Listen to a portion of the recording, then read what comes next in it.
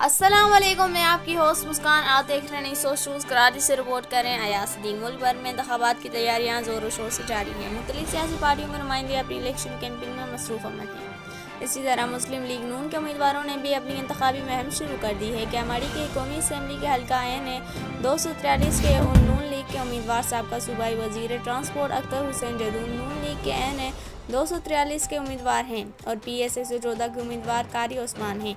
मुस्लिम league नून ज़िले के कैमाड़ी के जनरल सेक्रेटरी राना मोहम्मद वारिस और सीनियर कारकुन जाहिद भट्ट और अहले इलाका के मोअज़्ज़िज़ीन की जानिब से कारनर मीटिंग का एहतमाम किया गया।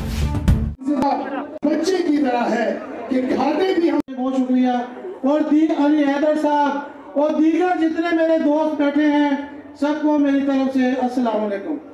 यही गुजारिश करूंगा कि कारी मोहम्मद उस्मान साहब आपके मकामी हैं, वो हर नमाज में आपको जामिया मस्जिद तूर में या शेरशाह के किसी न किसी मसाजिद में इंशाल्लाह ज़रूर मिलेंगे। इसी तरह अख्तर हुसैन जदून साहब आपके इसी डिस्ट्रिक्ट कैमाड़ी में रहता है।